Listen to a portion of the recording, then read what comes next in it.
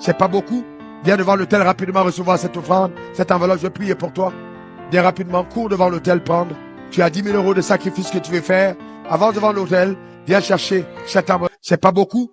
Viens devant l'autel rapidement recevoir cette offrande, cette enveloppe, je vais prier pour toi. Viens rapidement, cours devant l'autel prendre.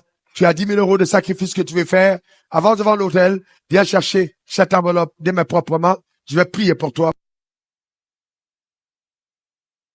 Quelqu'un veut donner 25 000 qui court devant l'autel. Viens, c'est un grand projet. Maintenant, allons-y à 10 000. Nous sommes à 10 000. Nous sommes à 10 000. Nous sommes à 10 000. Regardez comment les jeunes gens s'empressent. Gloire à l'agneau, gloire à Jésus. On est à 5 000. Au palier de 5 000.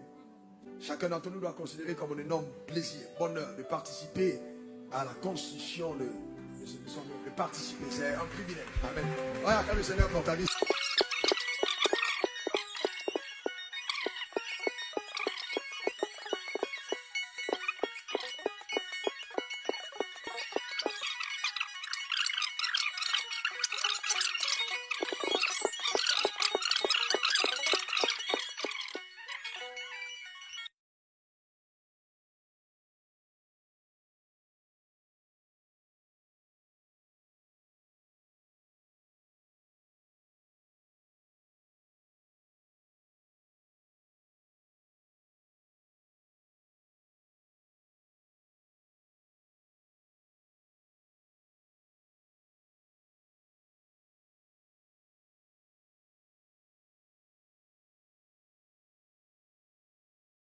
Aujourd'hui, Dieu dit que chacun donne comme il a résolu en son cœur.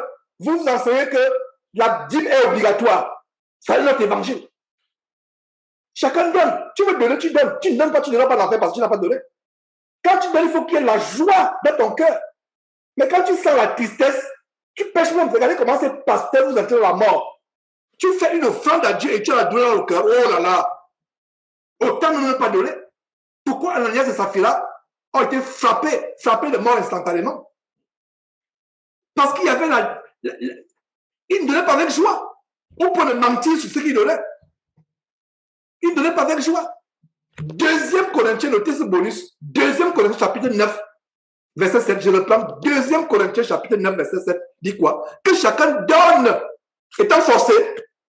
Non. Que chacun donne les 10%? Non. Que chacun donne selon ce qu'il a résolu dans son cœur, sans contrainte ni tristesse. Si tu as résolu de donner 0%, tu ne donnes rien. 1%, 10%, 100%, 1000%. Il faut que personne ne te force. Personne ne doit te dire qu'il faut que tu sois obligé. Quelqu'un vous enseigne cela, il enseigne en notre évangile. Si vous m'entendez un jour dire que la dîme est obligatoire, fuyez-moi plus que la mort. La dîme n'est pas 10%. Dîme, c'est 10% de tes revenus. Ce n'est pas obligatoire. Quelqu'un enseigne cela, c'est un autre évangile inspiré par les démons. Enseigner aux chrétiens à exercer la libéralité, c'est bien, mais n'imposez pas. Encouragez les frères à exercer la libéralité. Il y a quelqu'un qui m'écrit un jour qui me dit: Georges, que penses-tu de ce verset qui dit que celui à qui on enseigne la parole de Dieu fasse état de tous ses biens à celui qui enseigne la parole de Dieu? J'ai dit à quelqu'un, à ce frère, que cette parole est juste. Mais à ce qui me concerne, Georges, je n'aimerais pas abuser de ce verset. Ce n'est pas l'argent des gens qui m'intéresse, c'est les âmes qui m'intéressent. Je lui ai dit que ce verset est pourtant juste. Mais qu'est-ce que vous voyez? Parce que celui à qui on enseigne la parole de Dieu doit faire état de ses biens à celui qui lui enseigne la parole de Dieu. Ce verset est juste. Mais des pasteurs d'imovores, bandits, voyous, escrocs et macros, comme les Camerounais disent, abusent ce verset. Il devient le véritable roi. Il domine sur vous. Vous devez leur dire combien vous gagnez par mois. Ils doivent contrôler vos finances. Ils doivent tout contrôler sur vous. Non. Je ne ferai jamais cela.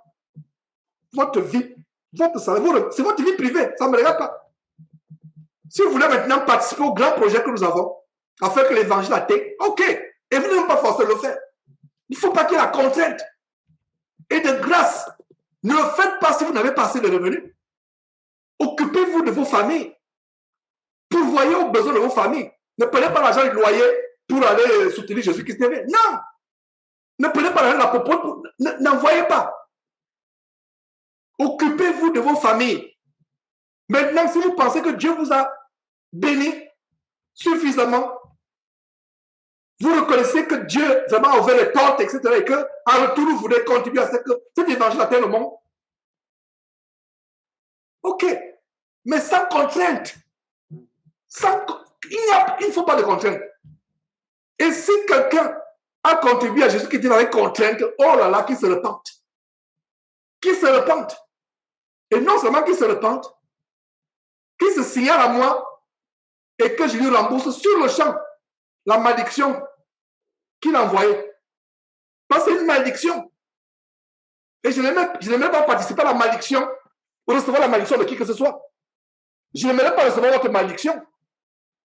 Donc si quelqu'un, je répète, quelqu'un a participé en graissant les dents, qu'il se signale, peu importe ce qu'il a donné, je vais rembourser sur le champ. Ça veut dire que je ne dormirai pas aujourd'hui sans rembourser. Parce que c'est la malédiction que j'ai reçue. Notez ce verset s'il vous plaît. 2 Corinthiens, chapitre 9, verset 7. Que chacun donne comme il a résolu en son cœur, sans contrainte ni tristesse, car Dieu aime celui qui donne avec toi, avec joie. Quand tu donnes, tu danses même, tu es dans la joie. Parce que tu veux contribuer à ce que tu as découvert, les autres découvrent aussi. Les autres découvrent. Combien êtes-vous aujourd'hui qui avez découvert le vrai évangile? Avec toutes les chaînes qui ferment. C'est pour ça qu'il faut des stratégies pour contourner YouTube, pour contourner Facebook, afin que l'évangile soit porté au monde entier, sans plus qu'on soit dépendant de YouTube et de Facebook. Et si maintenant, un jour, YouTube tombe, Facebook tombe, donc ça veut dire que l'évangile aussi est tombé, n'est-ce pas? Ah, vous voyez là, je vais en venir, n'est-ce pas? Donc, il y a du travail. Il faut encourager les frères à la libéralité. Si vous ne voulez pas donner, je n'ai pas vu un verset qui dit que celui qui avare ira forcément en enfer. Montrez-moi ce verset si vous l'avez trouvé. C'est mieux d'être avare, de dire que je ne donne pas. Mais je vous encourage à faire la libéralité. Non seulement à soutenir un ministère comme Jésus-Christ TV, mais il y a aussi les pauvres autour de vous, des orphelins. Ce merveilleux boulot que tu dois donner, tu penses que tu dois donner pour rien. L'évangile doit atteindre le monde entier. Mais il y a aussi des pauvres, même parmi nous. Et quand tu fais le monde, pour la bienfaisance dans l'église, ne sonne pas la trompette. Il ne faut même pas que quelqu'un d'autre sache que tu as aidé cette sœur ou ce frère. C'est entre le frère et toi et Dieu. C'est tout. Ouais. Donc, ce frère qui me dit que Georges, qu'est-ce que tu penses de ce verset? À savoir que celui à qui on enseigne la parole de Dieu fasse étendre tous ses biens à celui qui lui enseigne la parole de Dieu. Beaucoup escroquent à cause de ce verset. Et c'est leur verset préféré. Hein? Ils n'aiment pas que la femme doit se voir la tête. Ils n'aiment pas que la femme doit enlever les faux cheveux sur la tête. Ils n'aiment pas ça. Mais ils aiment seulement le verset qui dit que celui qui enseigne fasse étendre ses... Ils ont leur verset clé.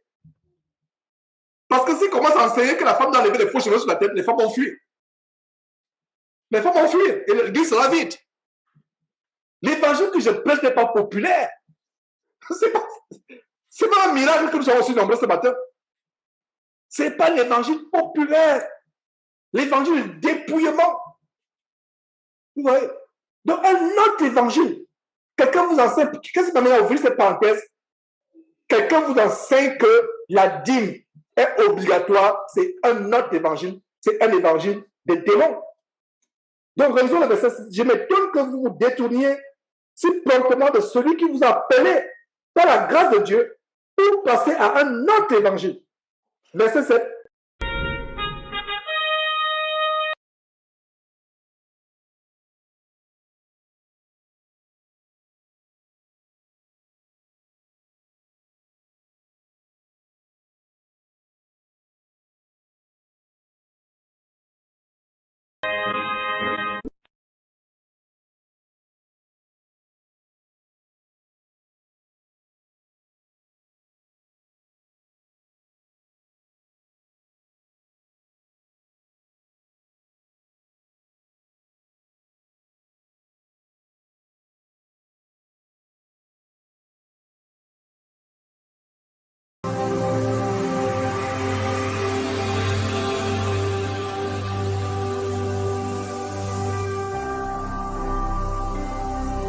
Jésus-Christ TV,